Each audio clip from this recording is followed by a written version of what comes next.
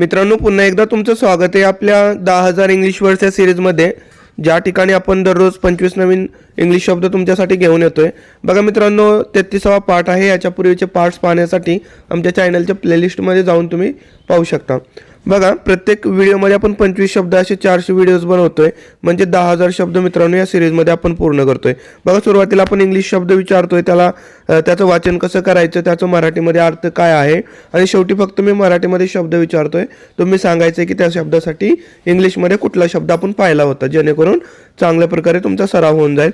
बघा, पहिला शब्द मित्रांनो तुमच्या समोर आहे स्ट्राईक, म्हणजे मारणे, संप किंवा धडकणे. बघा, स्ट्राईक म्हणजेच काय? मारणे, संप किंवा धडकणे. तिने अर्थ लक्षात ठेवा. पुढे बघा, पुढचा शब्द आहे टीम, म्हणजे संघ किंवा पथक. बघा, टीम म्हणजेच काय? संघ किंवा पथक. पुढे आहे बघा साईट, म्हणजे दृश्य किंवा दृष्टी. बघा, साईट म्हणजेच काय? दृश्य किंवा दृष्टी.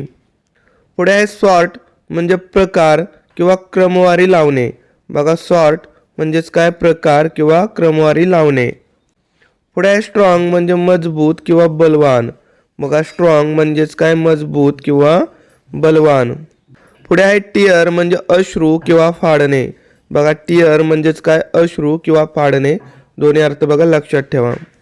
पुढे बघा, पुढचा शब्द आहे साइन, म्हणजे चिन्ह किंवा सही करणे. बघा, साइन म्हणजेच काय? चिन्ह किंवा सही करणे. पुढे आहे साऊंड, म्हणजे आवाज किंवा बरोबर.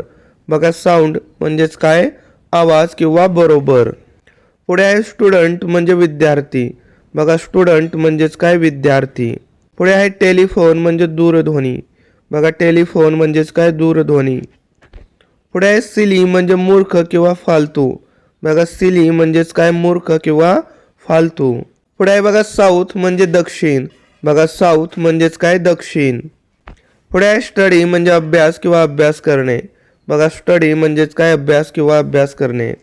पुढे आहे टेलिव्हिजन, म्हणजे दूरदर्शन. टेलिव्हिजन म्हणजेच काय? दूरदर्शन. पुढे बघा, पुढचा शब्द आहे सिंपल, म्हणजे सोपे किंवा साधे. बघा, सिंपल म्हणजेच काय? सोपे किंवा साधे. पुढे आहे स्पेस, म्हणजे जागा किंवा अवकाश. बघा, स्पेस म्हणजेच काय? जागा किंवा अवकाश. पुढे आहे स्टफ, म्हणजे वस्तू किंवा सामान. बघा, स्टफ म्हणजेच काय? वस्तू किंवा सामान. पुढे आहे टेल, म्हणजे सांगणे. टेल म्हणजेच काय? सांगणे. पुढे आहे सिन्स, म्हणजे पासून किंवा कारण. बघा, सिन्स म्हणजेच काय? पासून किंवा कारण. पुढे आहे स्पीक, म्हणजे बोलणे. स्पीक म्हणजे काय? बोलणे. पुढे आहे स्टुपिड, म्हणजे मूर्ख. स्टुपिड म्हणजेच काय? मूर्ख. 10 म्हणजे 10. 10 म्हणजेच काय? 10. पुढे आहे सिंग, म्हणजे गाणे किंवा गीत गाणे. बघा, सिंग म्हणजेच काय? गाणे किंवा गीत गाणे. पुढे आहे स्पेशल, म्हणजे विशेष किंवा खास. स्पेशल म्हणजेच काय? विशेष किंवा खास. पुढे आहे सब्जेक्ट, म्हणजे विषय किंवा प्रजा.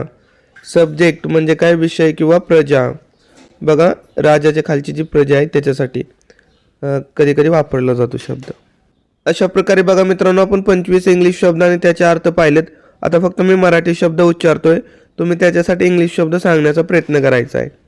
मारणे, संप किंवा धडकणे. संघ किंवा पथक. दृश्य किंवा दृष्टी. प्रकार किंवा क्रमवारी लावणे. मजबूत किंवा बलवान. अश्रू किंवा फाडणे. चिन्ह किंवा सही करणे. आवाज किंवा बरोबर.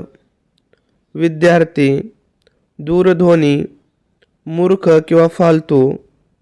दक्षिण. अभ्यास किंवा अभ्यास करणे. दूरदर्शन. सोपे किंवा साधे. जागा किंवा अवकाश. वस्तू किंवा सामान. सांगणे. पासून किंवा कारण. बोलणे. मूर्ख. 10. गाणे किंवा गीत गाणे. विशेष किंवा खास. विषय किंवा प्रजा. तर अशा प्रकारे मित्रांनो आपण सराव सुद्धा करून घेतला. व्हिडिओ आवडल्यास लाईक करा, मित्रांमध्ये शेअर करा. Thanks for watching.